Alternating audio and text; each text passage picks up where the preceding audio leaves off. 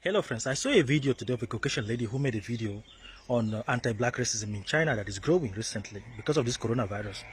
And I also saw a video of so many Africans that were evicted from their apartment, from their hotels. Their passport and their document were confiscated. Some of them were even deported. Then I said, this is an interesting time because I wanted to share the statistics with you. I and my group, a Pan-Africanist group, last year, late 2019, we conducted a research because I was pricked with curiosity to make this research because I stumbled upon a Chinese farm in Khartoum, for example, Khartoum in South Sudan. A Chinese man occupying thousands of hectares of land in Khartoum and is farming vegetable and exporting it back to China.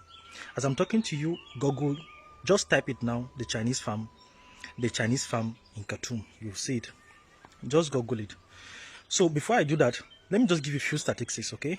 Let me just explain to you why the Chinese people are trooping in Africa and occupying land right now. Understand reality and what is happening. The total global superficie right now as it is, the world in general is just 500 million kilometers square as it is. That's what we're occupying. And Africa is 30 million. Africa as a continent in general, and with a population of 1.250 billion people in Africa.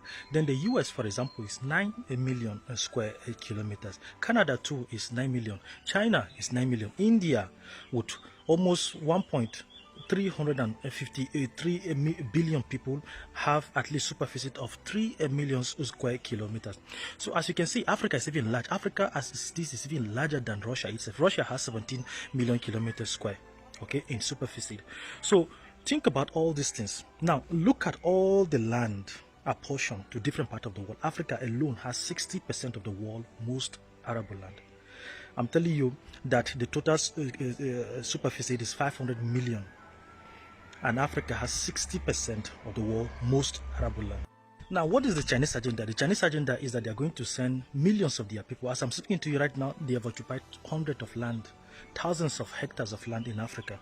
There are actually there were before this outbreak of coronavirus, 40,000 Chinese in Nigeria working for the Dangote farm. Most of them don't even go back to their country. In South Africa, for example, there are 30,000 permanent resident Chinese that are there, permanently resident there. Go to Namibia, you see them. Go to Tanzania, you see them. Go to Kenya, you see them in 100. You see them in mining, illegally killing animals and taking them back to China. So what is the Chinese agenda? The agenda is that their population is growing and they are going to send in more millions of their people in Africa to occupy land, dominate Africa both economically, okay? While our people are busy doing their politics, China is taking over our land. This thing, I'm very concerned about this because no African can even occupy an apartment, buy or sell an apartment. You don't even have permanent residence in China. Talk more of getting land. So why are Chinese people buying land in Africa? Why? We spoke with the entire Pan-African research team, and we're going to publish the list of all the hectares, thousands of hectares of land that Chinese people are occupying all over Africa.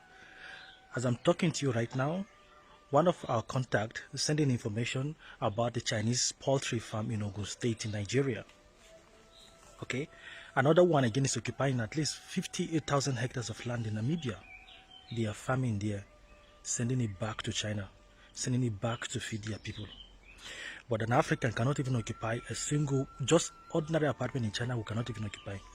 So what is the purpose of doing this video? We want to share this as far as we can to sensitize our people. And we're going to publicize all these things. We're going to publish all the land, hectares of land that they're occupying.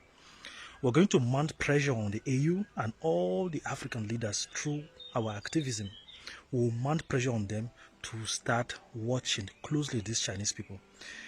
They are not bringing anything. They are only profiting from Africa. And then they abuse our people. You can see some of them open restaurants, they abuse our people. You can see how they are abusing us in their own land. But we welcome them as royalties in Africa. So this thing of, anti-black racism must stop. If we are not welcoming their land, then they should not be welcome in Africa. Everything, respect, we must respect each other.